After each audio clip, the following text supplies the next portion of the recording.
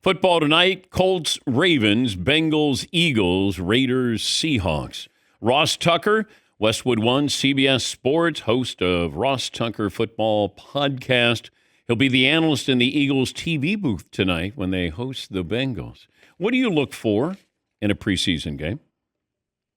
Well, that is a terrific question, Dan, and it really varies from team to team.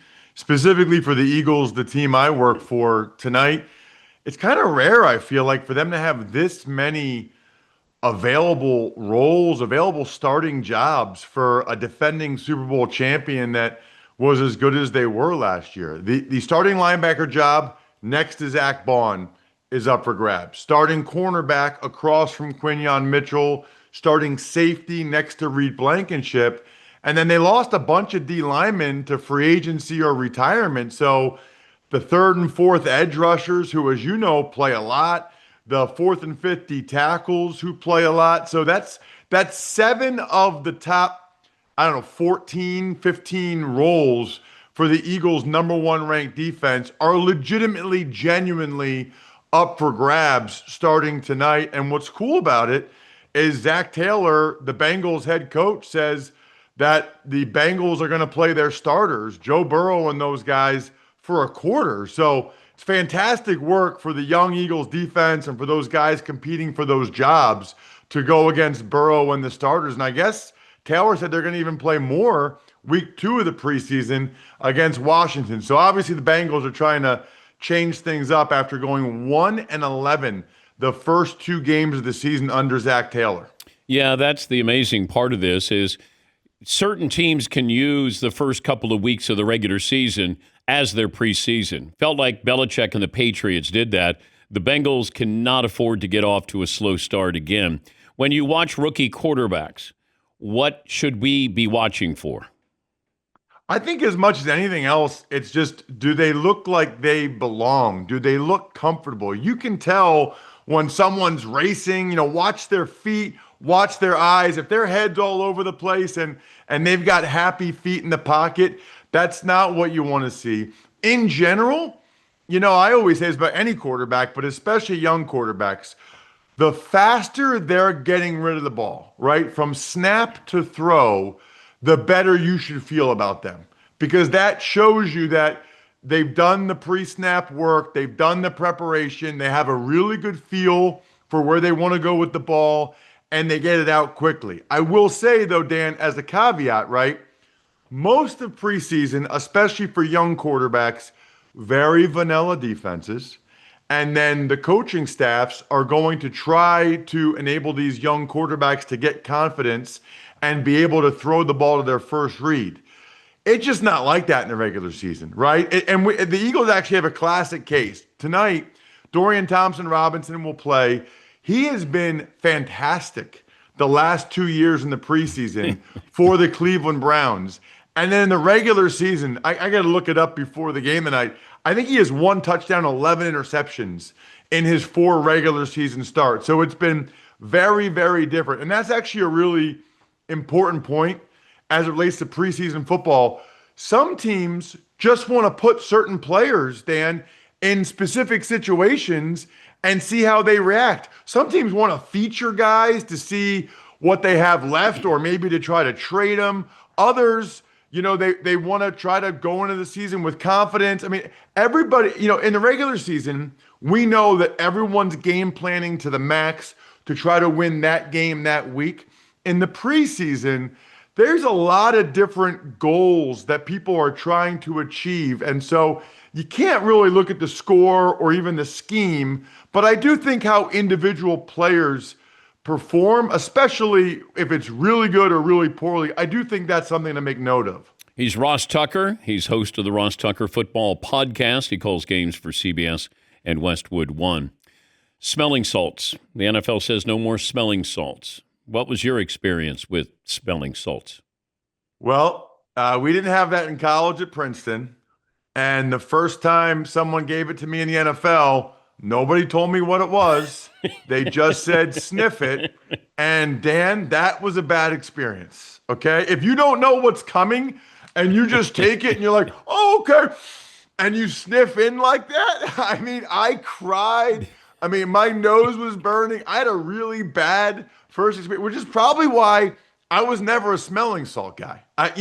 There's a lot of guys that after that, they do it, before every game or sometimes during games. I mean, you've been around me enough, Dan. Do I look like a guy that needs smelling salts? Do I do I seem like a guy that needs a little something extra to get going? The answer is no. And also, I think I was just too much of a wimp. I had such a bad first experience that when they would give it to me after that, I would do one of these, Dan, for people watching on Peacock or YouTube. I'd be like 5 inches from my nose, right? I was too afraid to get it like real close to my nose. By the way, supposedly they can still use smelling salts. The team's just not going to provide them anymore. So now the players have to bring your own smelling salts, BYOSS, to your NFL games. If they're not good for you, then why is the NFL allowing you to bring your own? That's a really good question. I think probably liability.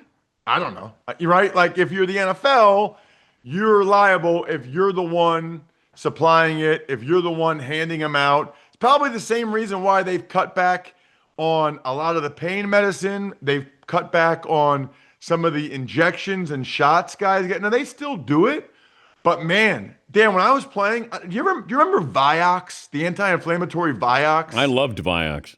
Yeah, and at some point they came out and said Vioxx is bad for you. That is information that would have been very valuable to me in like 2000, okay? To come out in 2008 after I've been taking it for 8 years, like what how does that help me? And then also with the Torol, right? Stuff like that, they're a little bit more, I mean, back when I played, there'd be a line of 12 guys to get the Torol shot, right? Just over and over and over and over again. Supposedly they've reeled back some of that stuff and probably for good reason. What's Torol do? Torol is by far the best full body anti-inflammatory you can ever take. My rookie year, I saw guys getting shots in their butt, right? And I didn't play as a rookie, so I didn't really even know what they were doing. I thought it was like cortisone, and then someone said, no, it's Torol. Dan, let me just tell you, okay? Year 2, we fly to Osaka, Japan to play the Niners in the preseason. I'm starting for Washington in the preseason game. After the flight, first practice, I hurt my neck. I sprained my neck. I can't leave the hotel room. I'm miserable. Before the game, I go up to the Redskins team doctor and say, hey, I need one of those shots in my butt. And they said, it's a preseason game. We didn't even bring one. I said, it's not a preseason. I'm trying to win a starting job. This is like the most important game of my life. So the Redskins team doctor goes over to the Niners, gets a Torol shot from them, puts it in my butt. Dan, I played unbelievable. It was, that's like the best I ever played. So I will say this though, the tough thing about that in life, right? As a football player, there's always something bothering you. So after that game, anytime I was starting, I pretty much got a Torol shot because if you ask an NFL player before a game, would you rather be a little bit taller or faster or stronger or whatever? They would tell you, I just want to feel as healthy as possible. Just I don't want my back to feel like that or my knee or my left shoulder. Like I just want to feel. So once I had that experience, my first preseason game, my second year, anytime I was starting after that in a regular season game, I had something bothering me. I was taking a Torol shot because I was trying to maximize my performance on the field. What's your view of training camp fights? Like, what's it mean to you when you see a team that's fighting, actual, fisticuffs? Yeah, so if you got any of my former teammates on here and asked them about me, I would think from 2001 to 2008, I'd be surprised if I didn't lead the NFL in training camp fights. I really would. And in fairness, in my mind, I was never starting a fight. I was always finishing a play. Now, the other guys didn't feel that way. and they didn't like me and they thought I was annoying, but I have plenty of friends from high school and college. What do I care about these guys, right? Like I'm trying to get a job, right? So I would finish the plays and they would not be happy, whether I'm pancaking them or hitting them late or whatever. So then they would always throw the first swing and then I would swing back. And I don't know, it's one of those things where the coaches act like they don't like it, but they do. 2004, okay, training camp. Remember Oliver Gibson, who I think recently passed, a D tackle? We're in Buffalo, and he was just annoying the crap out of me. And he kept grabbing me. I couldn't get up to the linebacker. He kept grabbing my jersey. So finally, after a play, I was done with it. And that one I actually started. I'll raise my hand for that one. And I just started wailing on him. And he's punched me back, and they break it up. And I'm walking back to the huddle. And I thought, no, you know what? I hate that guy. I'm sick of it. Dan, I ran back and smoked him. I ran back and smoked him. And Mike Mularkey was our head coach. He kicked me out of practice, okay? This is like halfway through practice. He kicked me out for that move, okay? And he told the team that is not what they want. That's not what they're going for. Two things happened after practice. First of all, some of the best veterans we had said, Tuck, you want to start a fight tomorrow so we can both get out of practice? They're like, hey, if you can get out of practice by getting a fight, well, let's start it early. And Mularkey came up to me and Mularkey said, I'll never forget, Dan. He said, hey, Ross, I just want to let you know. I said, yeah. I said, I'm sorry. I lost my head. I hate that guy. He's like, I know. He said, I told the team that that's not what we're looking for. He said, I just want you to know the way you play is exactly what we're looking for. So they say one thing publicly, Dan, but then privately, they feel differently.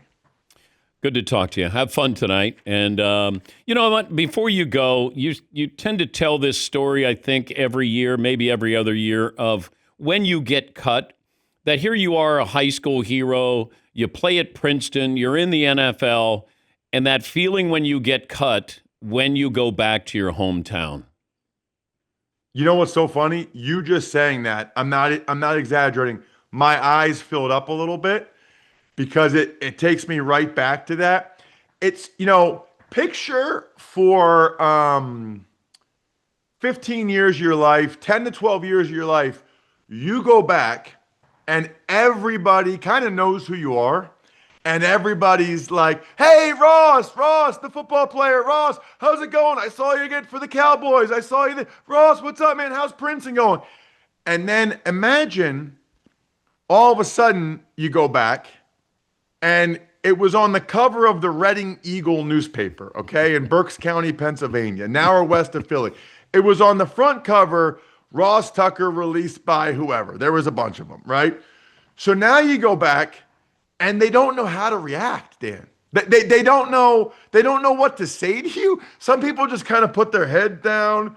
Some people are like, hey man, I saw the news. It's a really, really awkward situation, super uncomfortable. You feel like you're letting those people down. They don't know how to treat you because they've always treated you like you're a hero, but now you're the zero. It's not easy. I mean, it takes some significant mental toughness, that's for sure. Do you still have the newspapers that talked about you when you got cut by teams and you came back home? I have all the positive newspaper clippings. I have no idea where the negative newspaper clippings are. I think I threw I have scrapbooks, which are awesome. My mom did them when I was in high school and college, and then I think even in the NFL, maybe the first couple years. And I love having those to flip through or show my daughters or whatever, but didn't put the negative stuff in there just because brings back bad memories. There's, in life, right? We can all choose to have gratitude for the things that we have and the positive things that have happened, or we can choose to, like I could say, I wish I was doing this game as a broadcaster, or I wish I'd played this long in the NFL. How does that help you at all, right? Instead, I'm just thrilled I'm doing this game tonight, thrilled I'm doing games for CBS. If you have gratitude for the things you have and are thankful for the things you have, man, you'll be so much happier than if you're always worried about what could have been or thinking about what could have been or the negative or the bad things that happened. I choose to look back on my NFL career and just think about the positives in 7 years and not all the injuries or the 40 times I got cut or whatever. Tried to block. I mean, it's still there, but I try to block that out as much as I can. Thanks for sharing. Good to talk to you. Thank you, Ross. Always. Great talking, Dan. Ross Tucker, the Ross Tucker Football Podcast, CBS Sports in Westwood One, covering college football and the NFL. We'll take a break. Your phone calls coming up. We'll also play Who's More Hall of Famey. We'll give you two candidates. Which one is more Hall of Famey after this?